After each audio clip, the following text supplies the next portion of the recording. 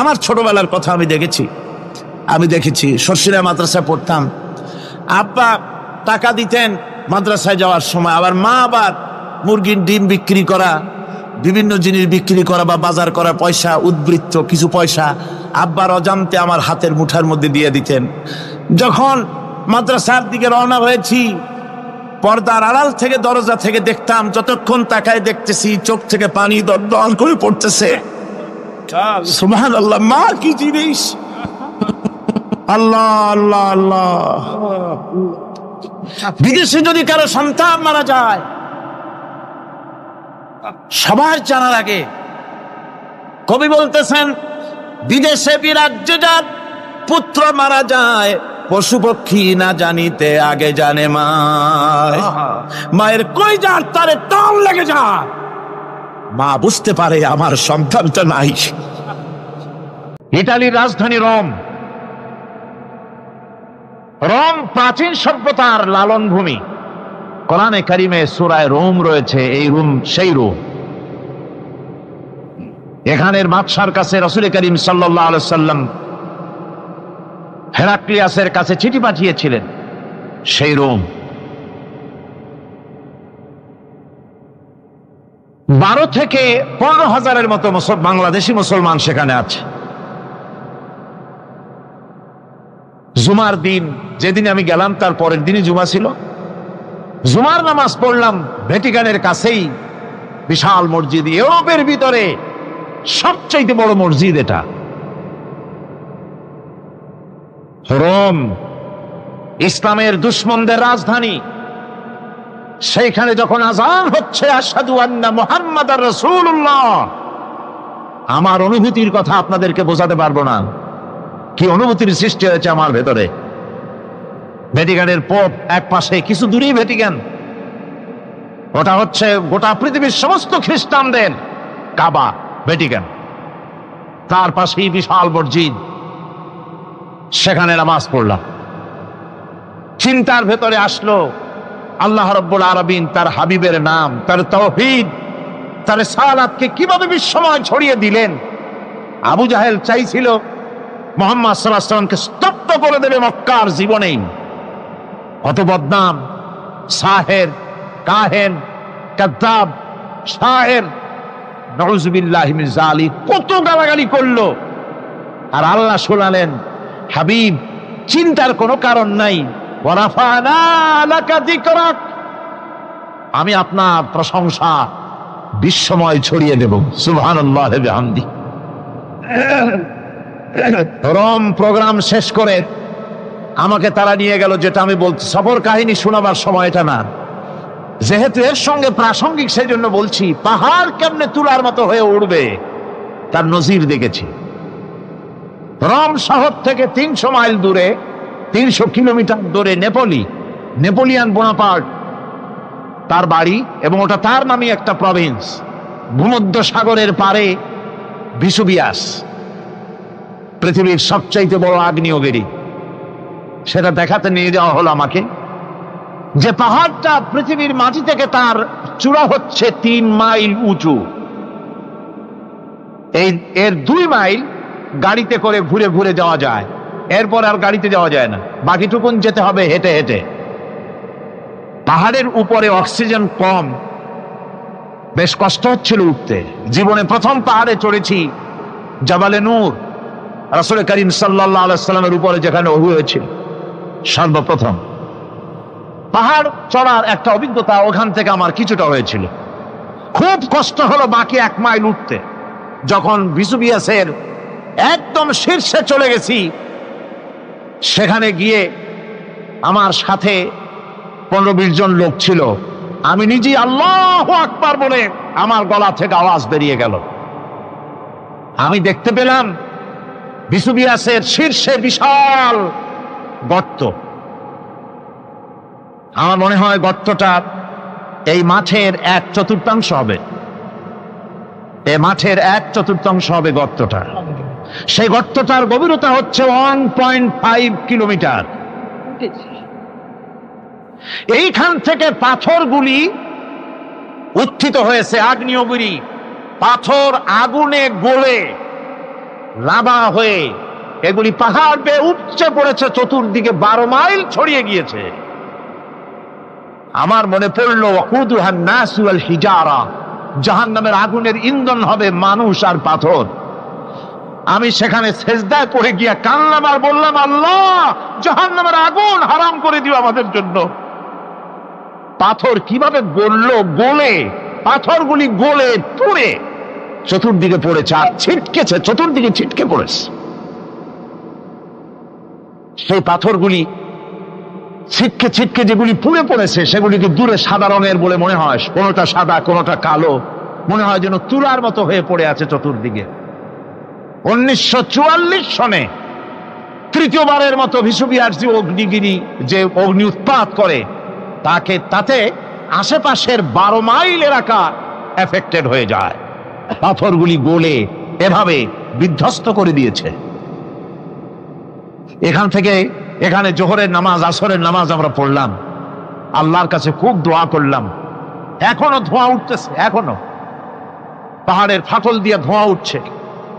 একজন হাত দিয়ে আমাকে বলল যে খুব গরম লাগে ধোঁয়াগুলি। ওখানকার লোকেরা বলল যে ভেতরে এখনো আগুন আছে, তবে সুপ্ত, যে কোনো মুহূর্তে আবার তা জাগ্রত হতে পারে। আমরা সেখান থেকে নেমে এলাম। একটু কিছু দূর গিয়েই সেখানে হলো পম্পেই শহর। এই পম্পেই শহরটা হচ্ছে ঈসা আলাইহিস সালামের জন্মের 2000 বছর আগে এই শহর তৈরি হয়। ঈসা আলাইহিস সালামের জন্মের 179 বছর পর ভূমিকম্প হয়। সেই ভূমিকম্পে গোটা পম্পেই শহরটা পৃথিবীর মানুষের চোখের আড়াল হয়ে যায়, ধ্বংস হয়ে যায়, মাটির তলায় ভরাট হয়ে যায়। আজ থেকে 200 বছর আগে মাটি খনন করতে গিয়ে এই শহর আবিষ্কৃত হয়। পুরা শহরটা খুঁড়ে তারা বের করেছে। 180 হেক্টর জমিনের উপরে এই বিশাল শহর। ঘুরে ঘুরে দেখলাম, গাড়ি চলে না সেখানে, পায়ে হেঁটে দেখতে হলো। প্রশস্ত রাস্তা। আজ থেকে 4000 বছর আগের মানুষেরা রাস্তা বানাতে জানতো পাথর দিয়ে, এবং রাস্তার দুধারে তাদের ছিল ফুটপাত, পানির ব্যবস্থা, নগরায়নের সব রকমের সুযোগ সুবিধা।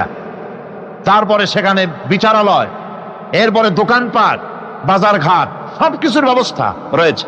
বিশাল বিশাল পাথরগুলি দিয়ে পিলার তৈরি করা। ভাবলাম এই পিলারগুলি, এই পাথরগুলি তারা কিভাবে ক্রেন ছাড়া এত উপরে উঠালো কি করে, আমার মাথায় আসলো না।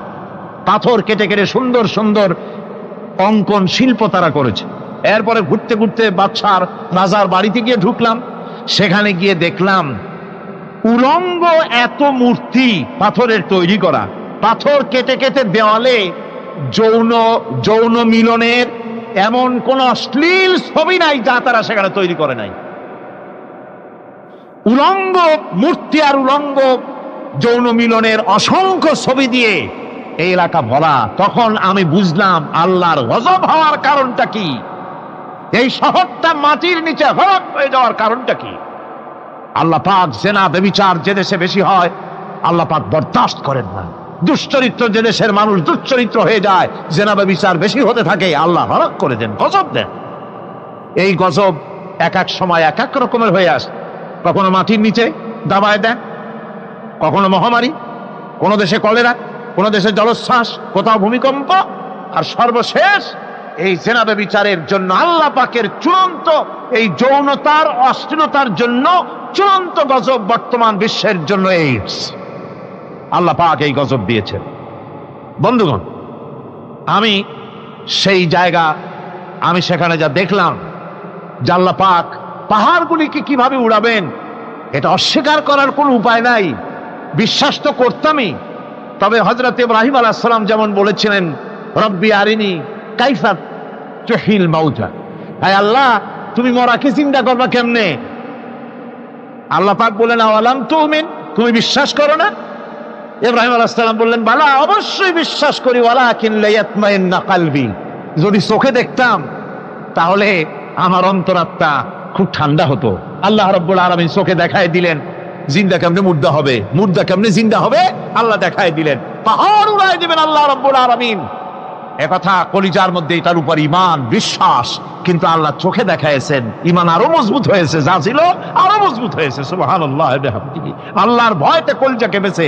আমি পাহাড়ের উপরে কেঁদেছি, যার যার হয়ে কেঁদেছি।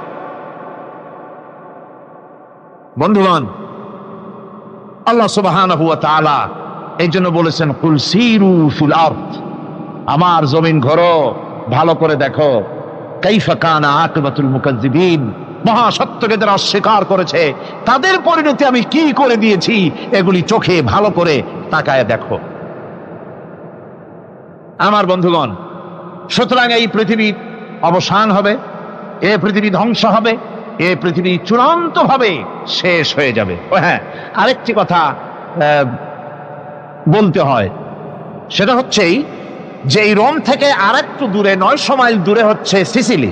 900 মাইল দূরে, সেখানে এই সিসিলি মুসলমানেরা শাসন করেছিল 350 বছর। সেই সিসিলিতে রয়েছে 360টা মসজিদ মুসলমানদের করা।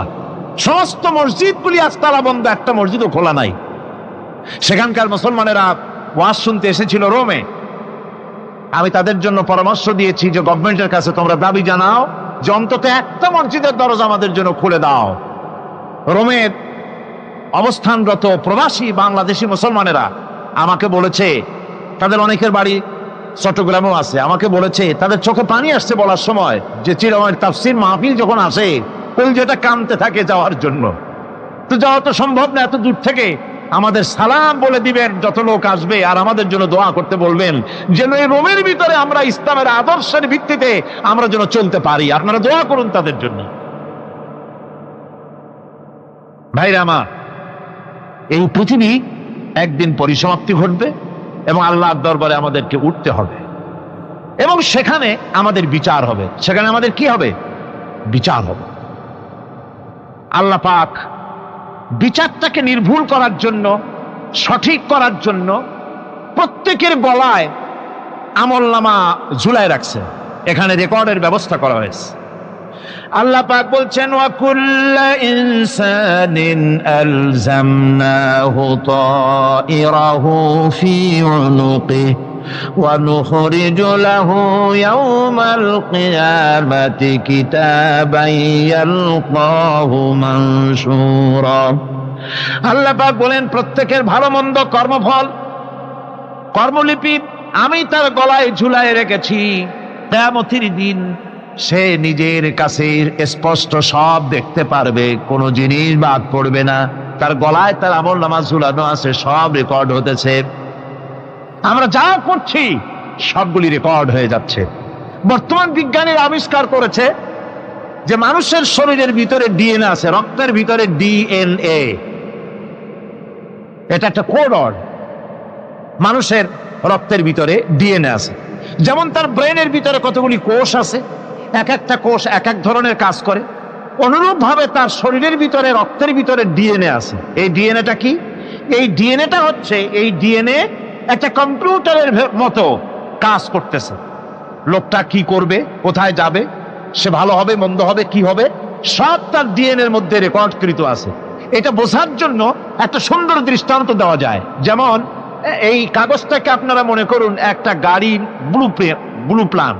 একটা ব্লুপ্রিন্ট, একটা গাড়ির ব্লুপ্রিন্ট। এখানে লেখা আছে গাড়ি কিভাবে তৈরি হবে। এই কাগজটা নিয়ে ঘরের মধ্যে রেখে দিলেন। এখন এই কাগজটা থেকেই অটোমেটিক গাড়ির উইন্ডো তৈরি হলো, শিল তৈরি হলো, গাড়ির বডি তৈরি হলো, চেসিস তৈরি হলো, টায়ার তৈরি হলো, ইঞ্জিন তৈরি হলো, ব্যাটারি তৈরি হলো, পেট্রোল নিল, আর কোন রকমের ড্রাইভার ছাড়াই গাড়ি চলতে আরম্ভ করলো। এই কথাটা যদি মনের মাথার মধ্যে আনতে পারেন যে এটা কিভাবে হইতে পারে, এতে লেখা অনুযায়ী যেভাবে হওয়া যদি সম্ভব হয়, অনুরূপ ভাবে মানুষের রক্তের ভিতরে ডিএনএ এর আবিষ্কার করেছে। এর ভিতরে মানুষের ভালো মন্দ, কোথায় যাবে কি করবে, সবকিছু এর মধ্যে রয়েছে।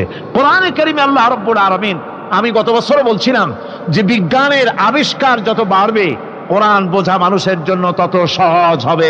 সুবহানাল্লাহ। কোরআন বোঝা মানুষের জন্য তত সহজ হবে। সুতরাং মানুষের গলার সাথে আল্লাহ পাক বলছেন যে একটা আমলনামা আমি ঝুলাই দিয়েছি তার গলার সাথে। সে যা করতেছে ওখানে সব লিপিবদ্ধ হচ্ছে, কম্পিউটারাইজড, কম্পিউটারের মতো এগুলি সব গ্রহণ করতেছে। এগুলি কিয়ামতের দিন তার সামনে হাজির করা হবে। কিয়ামতে যখন আমলনামা তার সামনে দিয়ে বলা হবে, ইকরা কিতাবাকা কাফা বিনাফসিকাল ইয়াওমা আলাইকা হাসিবা, তাকে বলা হবে নিজের কর্মলিপি নিজেই পড়ো, আজ তুমি তোমার নিজের হিসাব নিতে যথেষ্ট। বন্ধুগণ, এই মাহফিলে যত লোক আমরা বসে আছি, আমরা আমাদের হিসাব নিতে যথেষ্ট না আরেকজন লাগবে? কোন আমরা যথেষ্ট কিনা? কথা বোঝেন নাই। আমি বলতে চেয়েছি এটা, আমরা যদি এখন চোখ বুঝে চিন্তা করি যে পিছনের জীবনে কি করেছি, মনে পড়বে নাকি পড়বে না? বলেন, সবাই পড়বে কি পড়বে না? ছোটবেলায় কবে পায়ের নিচে কাটা ফুটেছিল, কবে কোথায় আছাড় খেয়েছিলেন, কবে কার বেল, তাল, আম, কাঁচা আম চুরি করে খেতে গিয়ে কি খেয়েছিলেন, তারা খেয়েছিলেন, তাকে এখন মনে নাই? আছে। তাহলে কি ওই তাল বেল চুরি করতে গিয়ে যে কিনটা খাইছিলেন সেটাও মনে আছে, ভালো মন্দ সব মনে আছে। তাহলে কোন হোটেলের রুমে কি করছিলেন, কোন স্কুলে কোন কলেজে কি করছিলেন, তারপরে জীবনে ছোট বড় ঘটনাগুলি চোখ বুঝতে মনে পড়বে না? এবার হিসাব করেন, মনে যদি পড়ে এবার হিসাব করেন আপনি জান্নাতি না জাহান্নামে। আপনি আপনার নিজের হিসাব নেওয়ার জন্য যথেষ্ট। তাকে হিসাব করতে বলা হবে, তোমার হিসাব, তোমার নিজের হিসাব নেওয়ার জন্য তুমি যথেষ্ট, তোমার হিসাব তুমি নিজেই করো, এটা পড়ো। আর সেই কিয়ামতের দিন কোনো সাহায্যকারী মিলবে না। لن تنفعكم أرحامكم ولا أولادكم يوم القيامة لن تنفعكم। কিয়ামতের দিন কোনো ফায়দা হবে না, অবশ্যই কোনো ফায়দা হবে না, কোনো উপকারে আসবে না। কিয়ামতের দিন তোমার সন্তান, তোমার স্ত্রী, তোমার মাল, তোমার সম্পদ কোন উপকারে আসবে না। কিয়ামতের ময়দানে সেদিন সব তোমার সাথে বিচ্ছেদ করবে, সব পালায় যাবে। সেখানে উৎকোষেরও কোনো কারবার নাই যে ঘুষ টুস দিয়া, ফেরেশতাদের কোন রকম বুঝবাজ দিয়া, আলাদা কোনো চোরাগলি পথ দিয়া একেবারে ফুট করে ভেস্তে চলে যাবেন, এমন কোনো সুযোগ নাই। অনেকে বলে, হুজুর এমন কিছু দোয়া শিখায় দেন যাতে ওই সব জেহাদ, বোমা এগুলি খুব ভয় পাই, ওসব রাস্তা টাস্তা না, খুব সহজে কিছু দোয়া দুরূদ করিয়া আস্তে করে জান্নাতে চলে যাওয়া যায়, এরকম একটা দোয়া, এরকম একটা পথ বলে দেন। আমি বলি, ভাই এরকমের কোন চোরাগলি আমার রাসূল আবিষ্কার করতে পারেন নাই। আল্লাহর পয়গম্বরের ওই ধরনের পথ, কোন পথ আবিষ্কার করতে পারেন নাই। সেখানে কিয়ামতের দিন কাউকে উৎকোষ গ্রহণ করার কেউ নাই, উৎকোষ দেওয়া যাবে না। আর উৎকোষ দিবি নেবা কি? আপনার কাছে কিছু নাইও, থাকলেও নেওয়ার কেউ নাই। এই দুনিয়ায় ফাঁকিবাজি করে বহুত কিছু করা যায়, কিন্তু কিয়ামতের মাঠে এগুলি কিছুই চলবে না। اليوم لا ينفع مال ولا بنون। কিয়ামতের দিন ধন, সন্তান, সন্ততি আর সম্পদ কোনো কাজে লাগবে না। সেদিন শুধু আমল, আমল যদি ভালো হয় কাজে লাগবে, আমল খারাপ হবে সব শেষ হয়ে যাবে। আল্লাহ রাব্বুল আলামিন নবীজিকে ডেকে বলেছেন, নবী আপনি বলেন, কুল মা কুনতু বিদআম মিনার রাসূল, আপনি বলুন আমি কোন নতুন রাসূল নই, আমার আগে অনেক নবী রাসূল পৃথিবীতে এসেছেন, তারা বিদায় হয়ে গেছেন। আমি জানি না কিয়ামতের দিন আল্লাহ রাব্বুল আলামিন আমার সাথে কি ব্যবহার করবেন, আর আমি এও জানি না যে কিয়ামতের দিন আল্লাহ পাক তোমাদের সাথে কি ব্যবহার করবেন। এই আয়াত নাযিল হওয়ার পর আল্লাহর হাবিব তার মেয়েকে ডাকলেন, জামাইকে ডাকলেন, নাতিদেরকে ডাকলেন, আহলে বাইতদেরকে ডাকলেন, আর বললেন, ও আমার মেয়ে, কলিজার টুকরা ফাতেমা গো, শোনো, কেবলমাত্র আয়াত নাযিল হয়ে গেল, আল্লাহ পাক আমাকে শোনায়ছেন কিয়ামতের দিন আমি জানি না আমার সঙ্গে কি ব্যবহার করা হবে, আর এও জানি না যে তোমাদের সাথে কি ব্যবহার করা হবে। ও আমার কলিজার টুকরা মেয়ে ফাতেমা, কিয়ামতের দিন মুহাম্মদ সাল্লাল্লাহু আলাইহি ওয়াসাল্লামের মেয়ে, এই হিসাবে তোমার নাজাতের ফয়সালা হবে না। ও আমার কলিজার টুকরা নাতি হাসান আর হোসেন, কিয়ামতের দিন মুহাম্মদ সাল্লাল্লাহু আলাইহি ওয়াসাল্লামের নাতি হিসাবে ফয়সালা হবে না। ও আমার জামাই হযরতে আলী, কিয়ামতের দিন আমার জামাই হিসাবে নাজাতের ফয়সালা হবে না। আমল যদি ভালো হয় ফয়সালা ভালো হবে, জান্নাতে চলে যাবে। আমল যদি খারাপ হয় কার নাতি কার জামাই দেখা হবে না। সুবহানাল্লাহ। কঠিন কিয়ামতের মাঠ। এই পরকালের বিশ্বাস যদি কলজার মধ্যে ঢোকে মানুষ ভালো হয়ে যাবে। কোন সুবহানাল্লাহ। আপনারা কোন মানুষের চরিত্র ভালো কি পুলিশে বানাইতে পারবে? আপনাদের দৃষ্টিতে পারবে? কথার জবাব যে দিলেন না। পুলিশে কি মানুষের চরিত্র ভালো বানাইতে পারবে? পুলিশের চরিত্র ভালো বানাবে কেডা? সেটাই তো কথা। মানুষের চরিত্র যাতে ভালো থাকে, মানুষের জন্য খারাপ কাম না করে সেজন্য পুলিশ। পুলিশ যাতে খারাপ কাম না করে সেজন্য আরো একটা ডিপার্টমেন্ট আছে না? তারা যাতে খারাপ কাজ না করে সেজন্য আর একটা আছে। এন্টি করাপশনের আবার এন্টি করাপশন আছে, তার উপর আবার এন্টি করাপশন আছে। এন্টিটার অভাব না। সুতরাং পুলিশ দিয়া, বিডিআর দিয়া, আর্মি দিয়া মানুষের, দেশের, জাতির চরিত্র ভালো বানানো যায় না। রাসূলুল্লাহ এ দিয়ে বানান না, এটা ইসলামের নিয়ম নয়। পুলিশ দিয়া, আর্মি দিয়া দেশের মানুষের চরিত্র ভালো বানানো যায় না। চরিত্র ভালো বানানো যায় কেবলমাত্র পরকালের ভয় দিয়া। কিসের ভয় দিয়া? ওই যে মক্কার জীবনে ওই সমস্ত মানুষগুলি যারা চুরি করত, ডাকাতি করত, জেনা করত, বদমাশি করত, যারা শয়তানি করত, যারা মানুষকে খুন করত, এই মানুষগুলি এত ভালো হয়ে গেল, যারা চুরি ছেড়ে দিল, ডাকাতি ছেড়ে দিল, জেনা ব্যভিচার ছেড়ে দিল, এত ভালো হয়ে গেল, পৃথিবীর মধ্যে সেরা মানুষ তারা হয়ে গেলেন। জোরে বলেন সুবহানাল্লাহ। নবীর সাহাবীরা পৃথিবীর শ্রেষ্ঠ সন্তান, নবীর সাহাবীরা পৃথিবীর সেরা মানুষ, তাদের চাইতে সেরা মানুষ নবীদের পরে আর কেউ হতে পারে না। জোরে কোন সুবহানাল্লাহ। নবীর পরে পৃথিবীতে শ্রেষ্ঠ মানুষ কারা? সাহাবায়ে কেরাম রিদওয়ানুল্লাহি তাআলা আলাইহিম আজমাইন। ওনারা তো কুফরের মধ্যে ছিলেন, শিরকের মধ্যে ছিলেন, চুরি, ডাকাতি, জেনা, ব্যভিচার এমন কোন পাপ নাই যা করা হয়নি। তারপরে যখন আল্লাহর নবীর কাছ থেকে তাওহীদ, রিসালাত ও আখিরাতের দাওয়াত পেলেন, কি সোনার মানুষ এক একজন হয়ে গেলেন। সুবহানাল্লাহ। যারা ছিলেন নারীর সতীত্বের জম, তারা হয়ে গেলেন নারীর সতীত্বের পাহারাদার।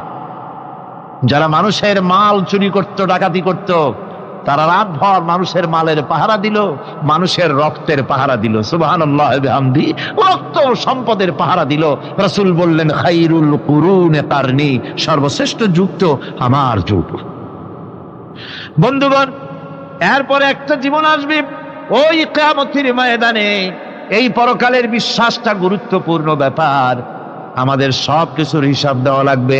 আল্লাহ পাক বলেন ইন্নাস সামআ ওয়াল বাসারা ওয়াল ফুআদা কুল্লু উলাইকা আনহু মাসউলা। নিঃসন্দেহে মানুষের শ্রবণ শক্তি, দর্শন শক্তি এবং তার অন্তঃকরণের কল্পনা সম্পর্কে আল্লাহ রাব্বুল আলামিনের কাছে জিজ্ঞাসিত হতে হবে। কান দিয়া কি করেছিল, চোখ দিয়া কি করেছিল, মুখ দিয়া কি করেছিলে, হাত দিয়ে কি করেছিলে, সবকিছুর জবাব আল্লাহ রাব্বুল আলামিনের কাছে দিতে হবে। সবটার জবাব দিতে হবে, কোনো কিছু বাদ যাবে না। এমনকি মনের ভিতরে যে কল্পনা আমরা করি, এই কল্পনার হিসাবও আল্লাহর দরবারে দিতে হবে।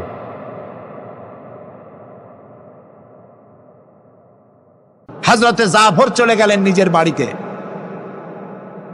স্ত্রীকে ডেকে বললেন, স্ত্রী, রাসূলুল্লাহ আমাকে নির্দেশ করেছেন মুতার প্রান্তরে যুদ্ধে যাওয়ার জন্যে। আমি চলে যাব, তোমার কাছে বলতে এলাম। রাসূলুল্লাহ নির্দেশ না করলে বলতেও আসতাম না। আমি যদি শহীদ হয়ে যাই, আমি যদি আর না ফিরি, আমার সন্তানগুলিকে আমার রাস্তায়ও, এই রাস্তায়, দ্বীনের রাস্তায় তাদেরকে তৈরি করবে। স্ত্রী বলছেন, হে আমার স্বামী, রাসূলুল্লাহ নির্দেশ করেছেন জিহাদের ময়দানে যাওয়ার জন্য। আমি আপনাকে বাধা দেওয়ার হিম্মত রাখি না, তবে আমি আল্লাহর কাছে হাত তুলে বলি। তিনি দোয়া করতে লাগলেন, রব্বুল আলামিন, আমার স্বামী রাসূলুল্লাহর নির্দেশে জিহাদের ময়দানে যেতেছেন, তুমি মেহেরবানি করে আমার স্বামীকে জিহাদের গাজী বানায়া আমার কাছে ফিরাইয়া দিও। হযরতে জাফর তরবারিটা খাপের মধ্য থেকে বের করে তরবারির উল্টা দিক দিয়া স্ত্রীর মুনাজাত করা অবস্থায় তার হাতের উপরে মৃদু আঘাত করলেন আর বললেন, স্ত্রী হাত নামাও, উল্টা দোয়া করো না। রাসূলুল্লাহ আমার নাম দ্বিতীয় নম্বরে বলেছেন, আমার আগেও একজন আছে, পরেও একজন আছে, মুতার প্রান্তরে আমি যে শহীদ হব তাতে কোনো সন্দেহ নাই। উল্টা দোয়া করো না, বরং আমার শাহাদাত মঞ্জুরের জন্য দোয়া করো, আর এই আমার সন্তানগুলিকে দ্বীনের রাস্তায় পরিচালিত করো। আর আমি তোমার কোনো হক আদায় করতে পারি নাই, আমারে মাফ করে দিও।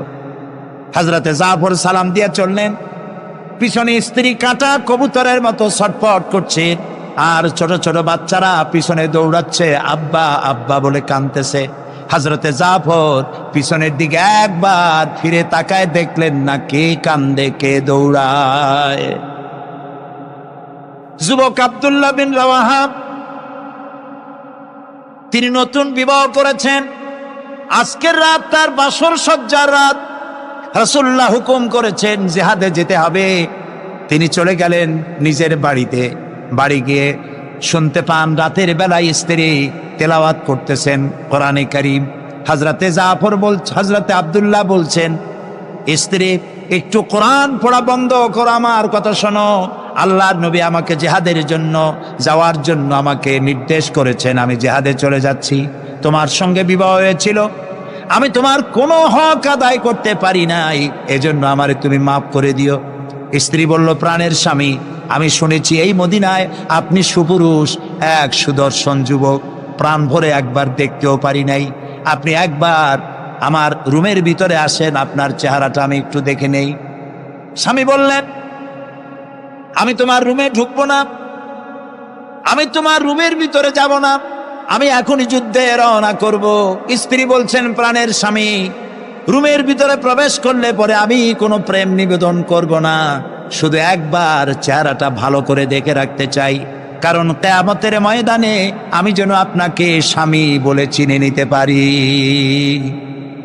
হযরত আব্দুল্লাহ বলছেন, প্রিয়তমা স্ত্রী শোনো, যদি তোমার এই ধারণাই হয়, এই নিয়ত যদি থাকে, আর আমার শাহাদাতের পরে যদি তুমি সবর করতে পারো, আমাকে আর দেখার দরকার নাই।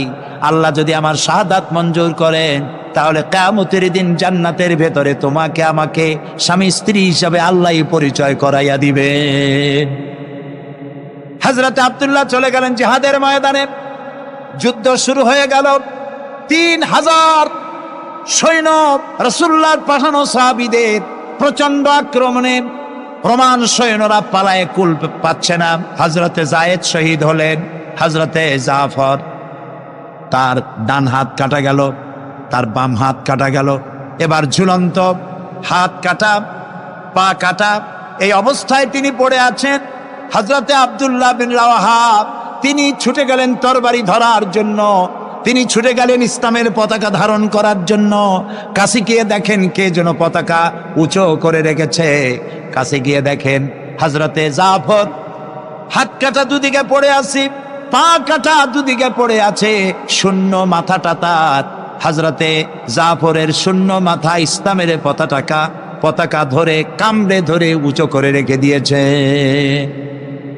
হযরতে জাফর শাহাদাতের সময় বলেছিলেন, ও আমার রসুলের সাহাবীরা, আল্লাহ রসুলকে আমার বিদায় সালাম আরজ করে দিও। আমি এখন আমার নাকের ভিতরে জান্নাতের সুঘ্রাণ পেতেছি, আমার মনে হয় এখনই আমার শাহাদাত নসিব হয়ে যাবে। ও জাফর, তোমার শাহাদাতের পরে আল্লাহ তোমার সাথে কি ব্যবহার করেছেন? হযরতে জাফর বলেন, আল্লাহ তাআলা আমাকে জান্নাতের নাজ ও নেয়ামত দিয়ে আমাকে জিজ্ঞাসা করেছেন, তুমি আর কি চাও? আমি বলেছি, রব্বুল আলামিন কিচ্ছু চাই না, জমিনে আর একবার পাঠাও তোমার দ্বীনকে প্রতিষ্ঠার জন্য, তোমার দ্বীনের রাস্তায় আর একবার জীবন দিয়ে আসি। হযরতে লোকমান তিনি তার সন্তানকে ডেকে বলছেন, কত বড় নসিহত, লক্ষ্য করেন। সন্তানকে ডেকে বলছেন, ইয়া বুনাইয়া, হে কলিজার টুকরা সন্তান, ইন্নাহা ইনতাকু মিসকালা হাব্বাতিন মিন খারদালিন, তোমার জীবনের কোনো একটি আমল তা যদি সরিষার দানা পরিমাণ হয়। হযরত লোকমান যখন এসেছিলেন তখন পৃথিবীটা বিজ্ঞানের যুগ ছিল না।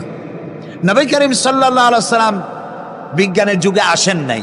কিন্তু তারপরে আর কোন নবী আসবেন না বলে আল্লাহ তাআলা সরিষার দানার কথা ব্যবহার করেন নাই, জাররা শব্দ ব্যবহার করেছেন। জাররা হচ্ছে পরমাণু, অণু, পরমাণু পরিমাণ। ফামাইয়ামাল মিসকালা জাররাতিন শাররাইয়ারা, ওমাইয়ামাল মিসকালা জাররাতিন শাররাই, প্রথমটা খায়রাইয়ারা।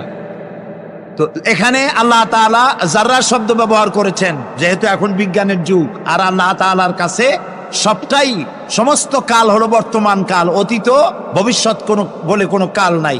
এই জন্য নূহ আলাইহিস সালামের যুগটা ছিল বৈজ্ঞানিক যুগ, ছিল না হযরতে লোকমানের সময়।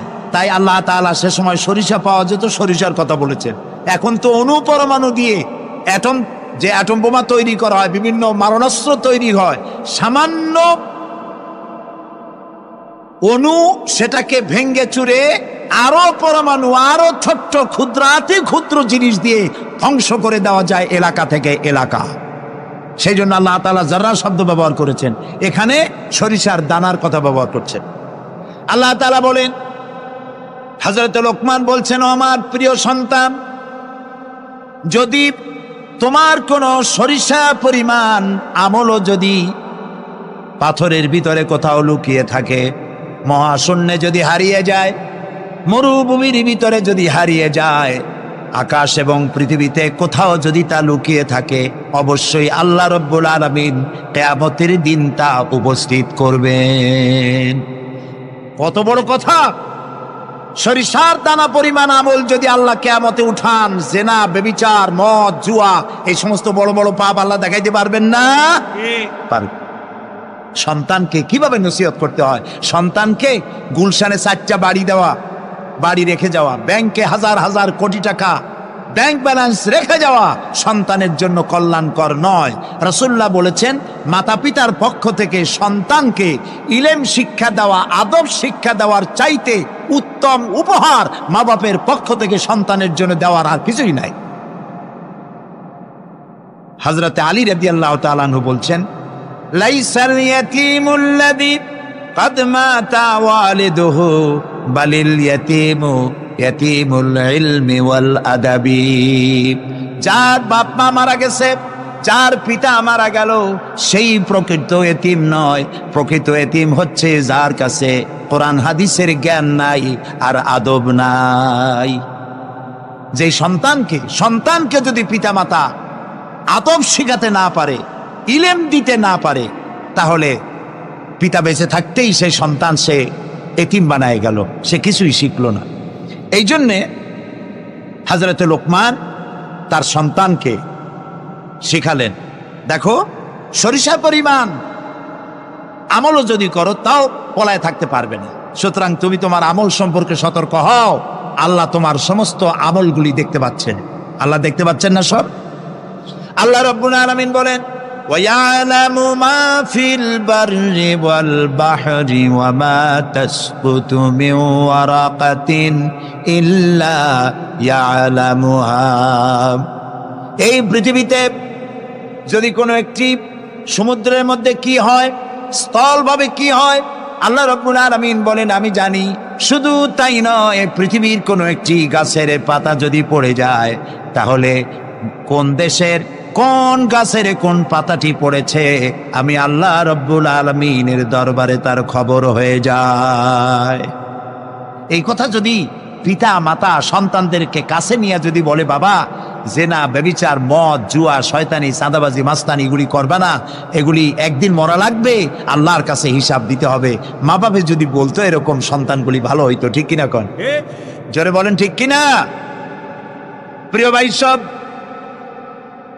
কোরআনে কারীমের অসংখ্য আয়াতের মধ্য থেকে একটি আয়াত যদি আমরা মনে প্রাণে বিশ্বাস করতে পারতাম, আমল করতে পারতাম, আমাদের চরিত্র ভালো হয়ে যেত। আল্লাহ রাব্বুল আলামিন বলেন, মা ইয়াকুনু মিন নাজওয়া সালাসাতিন ইল্লা হুয়া রাবিউহুম ওয়ালা খামসাতিন ইল্লা হুয়া সাদিসুহুম। আল্লাহ তাআলা বলেন, শোনো, যেখানে তোমরা তিনজনে মিলে পরামর্শ করো, তিনজনে মিলে যেখানে পরামর্শ করো, মনে করো ওখানে তোমরা তিনজন নও, চতুর্থ আর এক সত্তা সেখানে আছে, নাম কি তার বলেন? ওয়ালা খামসাতিন ইল্লা হুয়া সাদিসুহুম, যেখানে পাঁচজন তোমরা পরামর্শ করো সেখানে ষষ্ঠ আর এক সত্তা আছে, তার নাম কি? আল্লাহ। ওয়ালা আদনা মিন যালিকা ওয়ালা আকসারা ইল্লা হুয়া মাহুম আইনামা কানু। এর থেকে সংখ্যায় যদি কম হও, এর থেকে সংখ্যায় যদি বেশি হও, তুমি যেখানে আমি আল্লাহ সেখানে। সুবহানাল্লাহ। প্রিয় ভাই সব, এই যত বোমাবাজি হয়, গ্রেনেড বাজি হয়, কোনো না কোনো জায়গায় পরামর্শ হয় না, হয় না? পরামর্শ হয়। শেখ বেলাল উদ্দিন খুলনার দৈনিক সংগ্রামের প্রতিনিধি ছিলেন। আজকের পত্রিকায় দেখতে পেলাম তাকে হত্যা করার জন্য পরামর্শ হয়েছিল এবং সেখানে খুনিকে 1.5 লক্ষ টাকা পুরস্কার দিয়ে 20,000 টাকা অগ্রিম করা হয়েছিল। এরকম একজন ভালো সাংবাদিককে হত্যা করার জন্য পরামর্শ করা হলো। বেলালের নাম যখন মনে আসলো, দোয়া করি আল্লাহ তাআলা বেলালকে, হযরতে বেলাল রাদিয়াল্লাহু তাআলা আনহুর সঙ্গী করে জান্নাতের মধ্যে জায়গা করে দিও।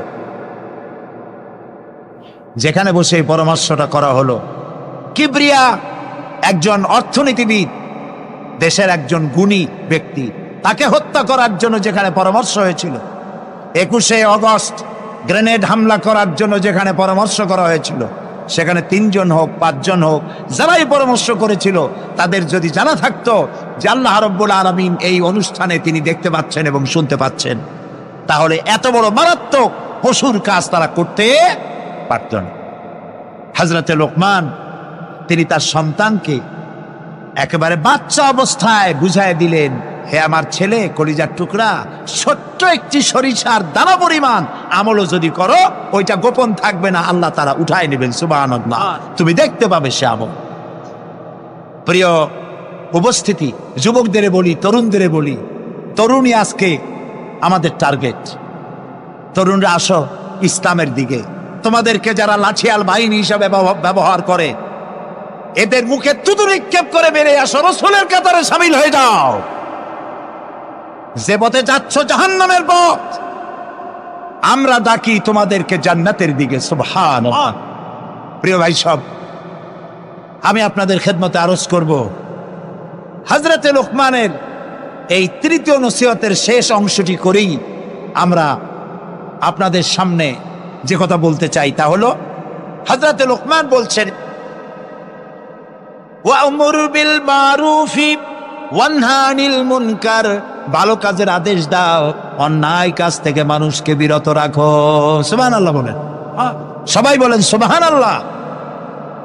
ভালো কাজের আদেশ দাও। ভালো কাজের আদেশ দেওয়া। আজকে হলো মুহররম মাস, আজকে কি? আর মাত্র একদিন পরে আশুরা হবে। হযরত ইমাম হোসাইন এবং তার সাথী সঙ্গী শাহাদায়ে কারবালার জন্য আমরা দোয়া করব। আমরা আমাদের মা বাবার জন্য দোয়া করব। এটা দোয়া কবুলের আজকের শুক্রবার ছিল। সুবহানাল্লাহ। প্রিয় ভাই সব, এত বড় বিশাল মাহফিল জীবনে আরেকটা পাবো, কোন নিশ্চয়তা আছে কি?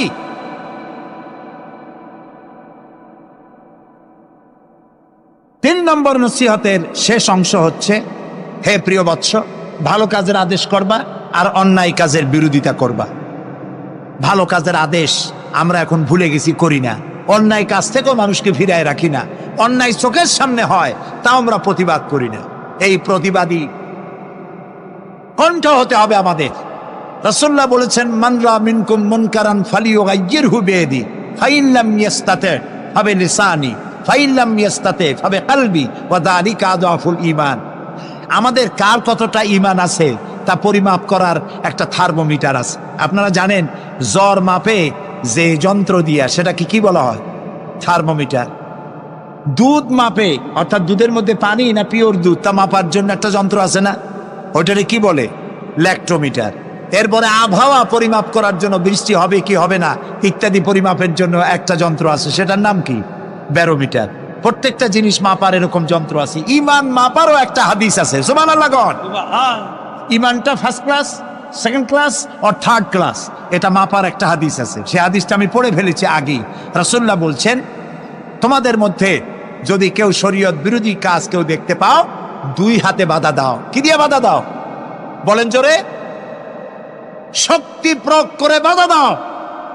ফাইন লাম ইয়াস্তাতে, যদি তুমি তা না পারো তাহলে মুখ দিয়ে বাধা দাও। ফাইন লাম ইয়াস্তাতে, যদি তাও না পারো অন্তরে অন্তরে ঘৃণা করো। তবে অন্তরে অন্তরে ঘৃণা করে চুপ করে বসে থাকলে হবে না, মনে মনে ঘৃণা করে হোমওয়ার্ক করতে হবে। মনের মধ্যে এই চিন্তা রাখতে হবে যে এই অন্যায় কাজকে নির্মূল করার জন্য কি করা যায়, সে সম্পর্কে পরিকল্পনা নিতে হবে। আর এটা হলো ওয়াযালিকা আযআফুল ঈমান, আর এটা হলো ঈমানের একদম 3rd ক্লাস, 3য় পর্যায়। এরপরে ঈমানের আর কোনো অংশ নাই। হযরতে লোকমান বলছেন ওয়াসবির আলা মা আসাবাক, এরপরে তুমি সবর ইখতিয়ার করবে। সবর, ধৈর্য। ভালো কাজের আদেশ, অন্যায় কাজের নিষেধ, এর মধ্যে সবরের কথা আসলো কেন? সবরের কথা আসলো এই জন্য যে আপনি যখনই মানুষের ভালো কথা বলবেন তখনই আপনারে মানুষে গালি দেবে, মন্দ কথা বলবে। ইসলামের দাওয়াত দিবেন, বলবে যে মৌলবাদী। ঠিক কিনা? এখন তো কিছু দল আছে আমাদের দেশে মৌলবাদ আর সাম্প্রদায়িক ছাড়া আর কিছু চোখেই দেখে না, খালি কয় মৌলবাদ মৌলবাদ মৌলবাদ মৌলবাদ। সাম্প্রদায়িক কি? সাম্প্রদায়িক হইছে? মৌলবাদ কি হইছে? ইসলাম পালন করলে, নামাজ রোজা করলে যদি মৌলবাদ হয়, তাহলে যারা গালি দেয় ওরা যদি নামাজ পড়ে তো ওরাও তো মৌলবাদী। সাম্প্রদায়িক কি হয়েছে? কেন সাম্প্রদায়িক করেন? বাংলাদেশে কি সাম্প্রদায়িকতা বলতে কিছু আছে? এই দেশেও যদি বলে সাম্প্রদায়িক সম্প্রীতি নাই, তাহলে সাম্প্রদায়িক সম্প্রীতি আছে কোন দেশে? ওই দেশের নামটা আমরা শুনতে চাই। বাংলাদেশ পৃথিবীর অন্যতম শ্রেষ্ঠ সাম্প্রদায়িক সম্প্রীতির একটি উজ্জ্বল দৃষ্টান্ত বহন করে চলছে এই বাংলাদেশ। আমরা 1947 সনে একবার স্বাধীন হয়েছি, আবার 71 সনে পূর্ণাঙ্গ স্বাধীনতা লাভ করেছি, ঠিক না ভাই? ওই একই 47-এ ভারতও স্বাধীন হয়েছে, আমরাও স্বাধীন হয়েছি।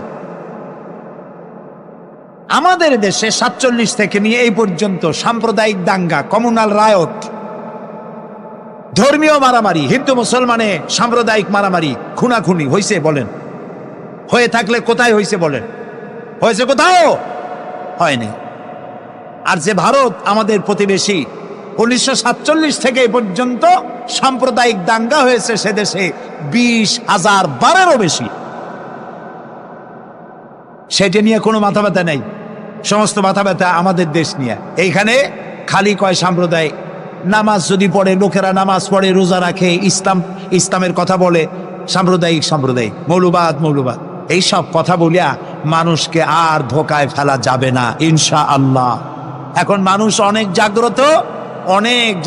এই যে সন্ত্রাস, আলহামদুলিল্লাহ তাআলা বলেন ওয়াকুল্লা ইনসানিন আলজামনাহু তাইরাহু ফি উনুকি ওয়া নুখরিজু লাহু ইয়াওমাল কিয়ামাতি কিতাবান ইয়ালকাহু মানশুরা ওয়াকুল্লা ইনসানিন আলজামনাহু তাইরাহু ফি উনুকি। আমি প্রত্যেক মানুষের কর্মকে তার গ্রীবা লগ্ন করে দিয়েছি। এই যে গলা, এই গলার কাছে একটা ঘুটলির মতো, একটা সিম কার্ডের মতো এইখানে আমি রেখে দিয়েছি। কোথায়? গলায়। কে বলতেছেন এ কথা? এই ঘুটলির ভিতরে তুমি যা করতেছো সব লিপিবদ্ধ হচ্ছে। সুবহানাল্লাহ বলেন। এখন বলতে পারেন অদৃশ্য এই ঘুটলি, এটা তো দেখি না, এটা কে বলতেছেন? আমি কিন্তু দেখতে পাচ্ছি না। আপনারা দেখেন নাকি? কেউ দেখেন না। হাত দিয়ে ধরে দেখেন, পান নাকি? ধরাও যায় না, দেখাও যায়। আল্লাহ বলছেন আছে, তাহলে বিশ্বাস করতে হবে। এর ভিতরে সব রেকর্ড হয়ে যাচ্ছে। আপনি বলবেন এতটুকুন ঘুটলির মধ্যে, তাবিজের মধ্যে আমার সারা জীবনের সব কথার সব কাজ ঢোকে কেমনে লেখা? তাহলে পাল্টা প্রশ্ন করি, আপনার মোবাইলের সিম কার্ডে এত ফোন নাম্বার, এত ইমেল, এত এত টেক্সট, এত কিছু, আপনার আরো কি জানি আছে, মেসেজ দেওয়াটা হাবিজাবি আছে না, অনেক কিছু গোষ্ঠী সুদ্ধা, এগুলো কেমনে হয়? ছোট্ট একটা সিম কার্ডের মধ্যে কেমনে হয়? শত শত টেলিফোন নাম্বারের মধ্যে ঢুকে যায়। আমার একটা টেলিফোন দিয়ে মোবাইল দিল, কোথা থেকে দিল? লিসবন। কোথায়? কি আন্দাজে কয় অস্ট্রেলিয়া? লিসবন হচ্ছে পর্তুগালের রাজধানী। পর্তুগালের রাজধানী, সেখানে প্রোগ্রাম ছিল, ওরা আমাকে একটা মোবাইল দিল। এতে যে কত ফাংশন আল্লাহ ভালো জানে, আমি এখনো শিখতে পারিনি এত ফাংশন এতটুকু একটা মোবাইলের মধ্যে। কম্পিউটার, কম্পিউটারের ছোট্ট একটা মাইক্রোচিপ যন্ত্র, যে কম্পিউটার ব্যবহার করা এখন বাচ্চা ছেলেবেলারাও জানে। এটা একটা পৃথিবীর বিস্ময়। এই কম্পিউটার, আপনি যান ব্যাংকে, কম্পিউটারের ছোট্ট সেই মাইক্রোচিপসের মধ্যে সারা চট্টগ্রামের সমস্ত মানুষের টাকা লেনদেন, ট্রানজেকশন, এর যা কিছু আপনি করেছেন সব কিছুর হিসাব এখানে রয়েছে, আছে না? তাহলে এতটুকুন একটা মাইক্রোচিপসের মধ্যে এত সহস্র কোটি কোটি টাকার হিসাবপত্র, লেনদেন, এই ছোট্ট জিনিসের মধ্যে ঢুকাবার মতো জ্ঞান মানুষের মাথায় দিছে কে? বলেন কে? সেই আল্লাহই তো গলায় ঝুলায় রাখছে। তাহলে এটা সম্ভব না? সম্ভব কি না? সম্ভব। এখন এই কথাগুলি বলে আল্লাহ মানুষের ক্ষতি করছেন না উপকার করছেন? উপকার করেছেন। এইটা যদি আমার বিশ্বাসে থাকে যে আমার গলার কাছে এরকম একটা সিম কার্ড আছে, একটা সিম আছে মোবাইলের মতো, এটা মনে করেন মোবাইলের একটা সিম গলায় ঝুলানো আছে, এটা সব উঠতেছে, যা বলেন তাই ওঠে, যা করেন তাই ওখানে লেখা হয়। সুবহানাল্লাহ। এই বিশ্বাস যদি আমার হয়, আমি ভালো মানুষ হয়ে যেতে পারবো। সুবহানাল্লাহ বলো। আমি খারাপ কাজ করতেই পারবো না। এই জন্য আল্লাহ পরকালের এই কথাগুলি কোরআনে কারীমের মধ্যে এত বেশি করে বলেছেন। মানুষের চরিত্রবান হওয়ার জন্য আল্লাহর ভয়, পরকালে বিশ্বাস, এর থেকে বড় ওষুধ পৃথিবীতে আর নাই। সব লেখা হচ্ছে, মানুষ বিশ্বাস করে না, এ হলো মূল কথা। যতক্ষণ মাহফিলে থাকে কেমন লাগে? এই যে বসে আছেন ঘন্টার পর ঘন্টা, কেমন লাগে? কন বেহেশতের মতো। বাড়ির কথা মনে আছে এখন? বউর কথা মনে ওঠে? ছেলে মেয়ের কথা মনে ওঠে? সুবহানাল্লাহ কইতে ইচ্ছা করে না? মাজালিসুল ইলম হিয়া রাউদাতুম মিন রিয়াদিল জান্নাহ। এখানে ইলম আলোচনা করা হচ্ছে, কোরআন আলোচনা করা হচ্ছে। এটা তো রজবালি প্যারেড ময়দান নয়, এটা জান্নাতের টুকরা হয়ে গিয়েছে। বেহেশতের বাগানে বসে আছেন। বেহেশতে মানুষেরা দুনিয়ার কথা চিন্তা করবে না। দুনিয়া কি? এটা পায়খানা। এখানে আসছিল ওই পায়খানা করার জন্য, এটা পায়খানা। আর মানুষেরা পায়খানা সাজাবার কাজে ব্যস্ত আছে, আসল ঘর ভুলে গেছে। আসল ঘর কোনটা? প্রিয় ভাই, সব মানুষ বোঝে না, ভুলে যায়। সিগারেটের প্রত্যেকটা প্যাকেটে লেখা থাকে ইহা স্বাস্থ্যের জন্য ক্ষতিকর, তারপরেও কি টানা টানে দেখছেন? বিশ্বাস করেন, গা সওয়া হয়ে গেছে। এই আমলনামা তৈরি হচ্ছে, হঠাৎ করে কিয়ামতে বানায় দেওয়া হবে না। আপনার আমার বডির সাথে লাগানো ওই সিম কার্ডে সব লেখা হয়ে যাচ্ছে। কিয়ামতের দিন এগুলি হাতে দেওয়া হবে, আর আল্লাহ তাআলা বলবেন, ইকরা কিতাবাকা কাফা বিনাফসিকাল ইয়াউমা আলাইকা হাসিবা। ইকরা কিতাবাক, তাকে বলা হবে এবার তুমি পড়ো। কাফা বিনাফসিকাল ইয়াউমা আলাইকা হাসিবা, তোমার এই কিতাব পড়ো, আর তোমার এই হিসাব গ্রহণ করার জন্য কিতাবটা ভালো করে পড়ো। তোমার নিজের হিসাব নেওয়ার জন্য তুমি নিজেই যথেষ্ট। তুমি দোজখে যাবা না বেহেশতে যাবা, তুমি নিজেই সিদ্ধান্ত নাও কোথায় যাবো। তোমার নিজের কি করছিলা এখন তুমি দেখো। এই জন্য আমি বলি মাঝে মধ্যে, আমরা এখন হিসাব করতে পারি এখানে বসিয়া আমাদের কি হওয়া উচিত। ছোটবেলার কথা মনে আছে? নাই? মনে নাই? এই যে স্কুল থেকে পলাইছিলেন, তারপরে 2 দিন পর স্কুলে গিয়ে হাজির হয়েছেন। মাস্টার জিজ্ঞেস করলো গতকাল আসো নাই কেন? তখন বললেন মা বলেছেন আমার নাকি পেটে ব্যথা হয়েছিল। এইসব স্কুল ফাঁকি দেওয়া, মার খাওয়া, মানুষের বাড়ির লিচু খাইতে গিয়ে চুরি করিয়া কিল খাওয়া, এইসব ছোট ছোট কথা মনে পড়লে এখনো হাসি পায়। এসব কথা মনে আছে না? ছোট ছোট কথা, ছোট ছোট কথাগুলি যদি মনে থাকে, তাহলে কোন হোটেলে, কোন বাগানে, কোথায় কোন পাপ করেছেন তা মনে নাই? এখন নিজে হিসাব করেন, জায়গা কোথায় হওয়া উচিত, পাপ করেছেন কত, ভালো কাজ করেছেন কত, নিজে হিসাব করে দেখেন কোন দিকে যাবেন। আমরা নিজেরাই যথেষ্ট হিসাবের জন্য। আল্লাহ তাই বলবেন কিয়ামতের দিনে, ইকরা কিতাবা, তোমার কিতাব তুমি পড়ো, তোমার হিসাব নেওয়ার জন্য তুমিই যথেষ্ট। আহারে, আল্লাহ রাব্বুল আলামিন বলেন, ওয়া আশরাকাতিল আরদু বিনুরি রাব্বিহা ওয়া বুদিআল কিতাবু ওয়া জিআআ বিন নাবিয়্যিনা ওয়াশ শুহাদাআ বাইনাহুম বিল হক ওয়া হুম লা ইউযলামুন।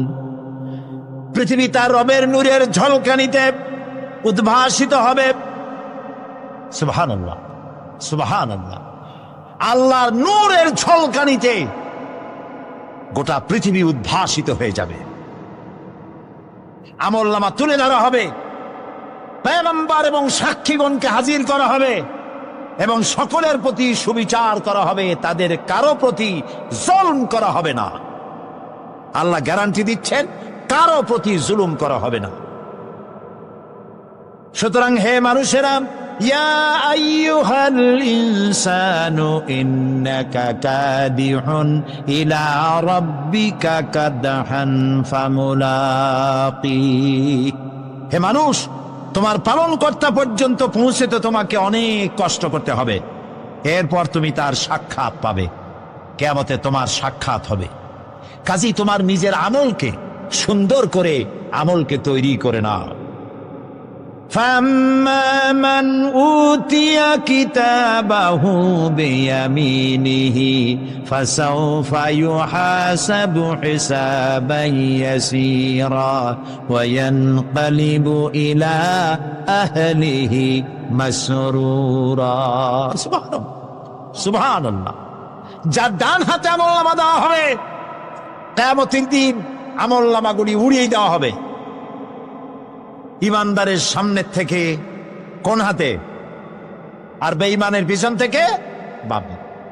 এই আমলনামা যখন যার ডান হাতে আমলনামা পৌঁছে যাবে, তার হিসাব নিকাশ সহজ হয়ে যাবে। আমলনামা হাতে করে আনন্দ চিত্তে সে আপন পরিবারের সঙ্গে মিলিত হতে পারবে। সুবহানাল্লাহ। আল্লাহ কিয়ামতের দিন দয়া করে আমাদের আমলনামা আমাদের ডাইন হাতে দিয়ে দিও।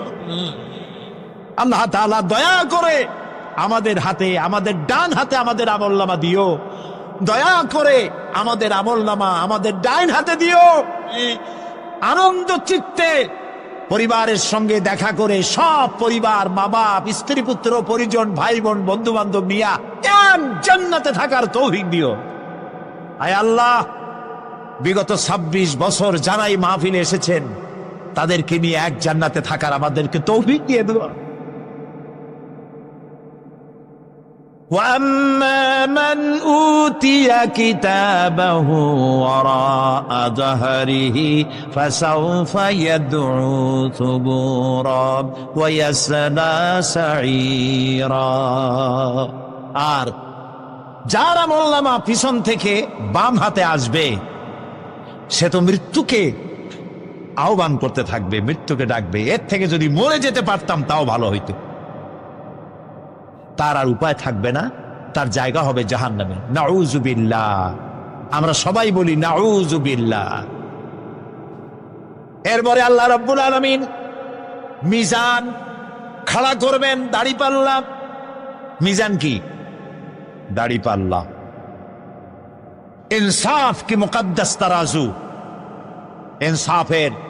ইনসাফের প্রতীক কি তাও কইতে পারেন না, জোরে বল না। এটা হচ্ছে ইনসাফের প্রতীক। সুপ্রিম কোর্ট ঢাকা, সুপ্রিম কোর্টের সামনে বিশাল দাড়িপাল্লা টানান, দেখছেন না? মানুষেরা তো বোঝে না, গ্রাম দিয়ে লোকেরা যায়, যাই এটা দেখে কয় যে ওরে বাবা, জামাত ইসলামের এত বড় অফিস? দাড়িপাল্লা তো জামাত ইসলামের না, এটা ইনসাফের প্রতীক। তারা ক্ষমতায় গেলে ইনসাফ করবে এটা বোঝাবার জন্য এই প্রতীককে গ্রহণ করেছে। আল্লাহ যেন ইনসাফ করার তৌফিক দিয়ে দেয়। বলেন আমিন, জোরে বলেন আমিন। কিয়ামতের দিন এই দাড়িপাল্লা মিজান আল্লাহ তাআলা প্রতিষ্ঠিত করবেন, এবং এই মিজানে যার পুণ্য পাল্লা ভারী হবে সে কৃতকার্য, আর যার পাল্লা হালকা হবে সব শেষ। আল্লাহ রাব্বুল আলামিন বলেন, وَنَضَعُ الْمَوَازِينَ الْقِسْطَ لِيَوْمِ الْقِيَامَةِ فَلَا تُظْلَمُ نَفْسٌ شَيْئًا وَإِنْ كَانَ مِثْقَالَ حَبَّةٍ مِّنْ خَرْدَلٍ أَتَيْنَا بِهَا وَكَفَى بِنَا حَاسِبِينَ। আমি কিয়ামতের দিন ন্যায় বিচারের মানদণ্ড স্থাপন করব, তখন কারো প্রতি অবিচার করা হবে না। যদি কোনো আমল সরিষার দানা পরিমাণও হয় আমি তা হাজির করব। সুবহানাল্লাহ, সুবহানাল্লাহ। এবং হিসাব গ্রহণের জন্য আমি যথেষ্ট। এবং হিসাব মানুষেরা মনে করবে এত মানুষ, আদম আলাইহিস সালাম থেকে নিয়ে পর্যন্ত, এখান থেকে নিয়ে কিয়ামত পর্যন্ত সব মানুষের তো উঠবে সে কোনো হিসাব হবে নাকি? একজন একজন করে হিসাব হবে। আল্লাহ বলছেন, আল্লাহ সারিউল হিসাব, দ্রুত হিসাব নিতে সক্ষম। আল্লাহ নিজের কানে নিজে শুনবেন, অন্যের মাধ্যমে নয়, নিজে শুনবেন। প্রত্যেক আর আসামির কাছ থেকে, লোকদের কাছ থেকে তার বক্তব্য শুনবেন, ভায়া মিডিয়া শুনবেন না, নিজেই শুনবেন। আল্লাহর কান আছে না, চোখ আছে না? লোকেরা এই যে বইপত্রে লেখে আল্লাহ হচ্ছে নিরাকার, কত বড় বাজে কথা। আল্লাহ নিরাকার, আমরা এমন এক আল্লাহর ইবাদত করি তিনি আমাদের কিছু শুনতে পান না, কান টান নাই, তিনি আমাদের কিছু দেখতে পান না। এরকম নাকি আল্লাহ তাআলা? আল্লাহ তাআলা কোরআন শরীফে বলেছেন আল্লাহর হাত, আল্লাহর পা, আল্লাহর চোখ, আল্লাহর মুখ। তবে এগুলি কি রকম? আল্লাহর হাত, পা, চোখ কেমন, আকারটা কেমন? এর একটাই জবাব। কয়টা জবাব? জোরে বলেন। একটাই জবাব, আল্লাহর যেমন হওয়া উচিত তেমন। সুবহানাল্লাহ বলে, সুবহানাল্লাহ বলে।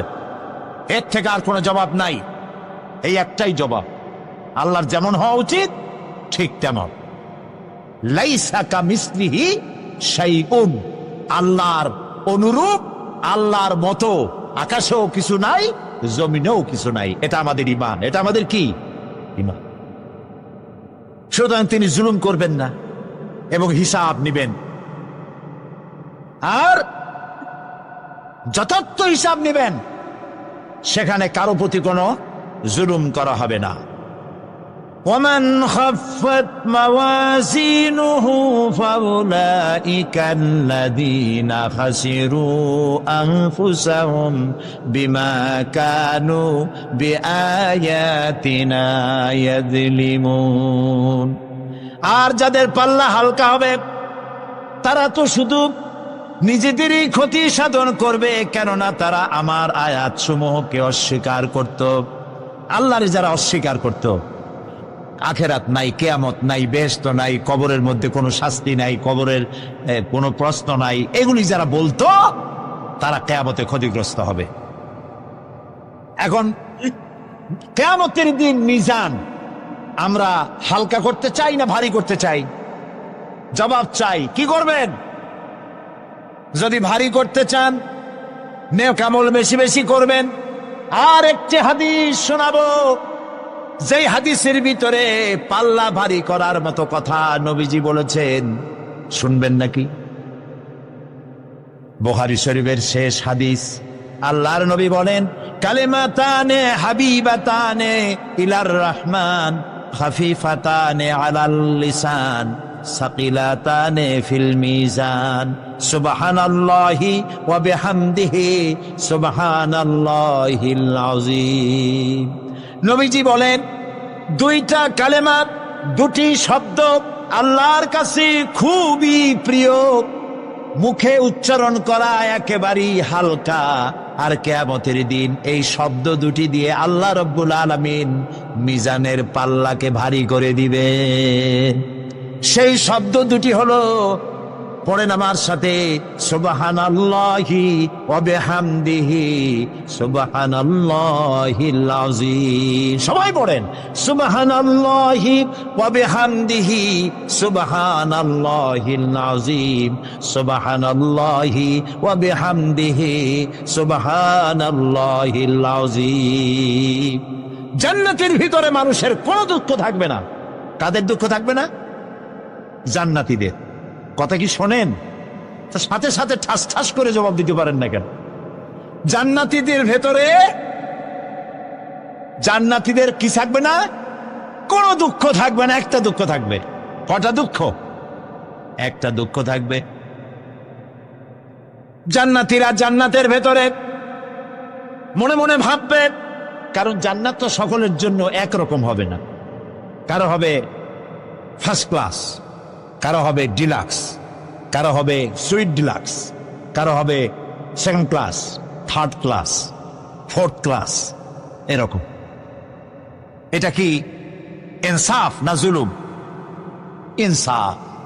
আপনি খালি নামাজ পড়ছেন, রোজা রাখছেন, হজ করছেন, জাকাত করছেন, জাকাত দিছেন, হালাল হারাম বাইসা করছেন, আপনারে যে জান্নাত দেওয়া হবে, ওই ব্যক্তি যিনি তাহাজ্জুদের নামাজ পড়েছেন, কোরআন বুঝেছেন, কোরআন প্রতিষ্ঠার জন্য আন্দোলন করেছেন, জেল খেটেছেন, জরিমানা দিয়েছেন, ফাঁসির মঞ্চে চড়েছেন, তার জান্নাত আর আমার জান্নাত সমান হওয়া কি উচিত? কাজে আল্লাহ তাআলা তো ইনসাফ করবেন কিয়ামতের দিন। নবীদের, সাহাবীদের, তারপরে দিনের জন্য যে যত পরিশ্রম করেছেন তার পুরস্কারটা সেরকমই হবে। এই জান্নাতের ভিতরে, জান্নাতীদের মধ্যে কোনো দুঃখ থাকবে না, একটি দুঃখ ছাড়া। তারা মনে মনে ভাববেন, রব্বুল আলামিন, অমুক অমুক সময় চায়ের দোকানে বসে আড্ডা মেরেছিলাম, বাসের মধ্যে ঘন্টার পর ঘন্টা বসেছিলাম, আজে বাজে চিন্তা করেছি, সময় চলে গেছে ঘন্টার পর ঘন্টা।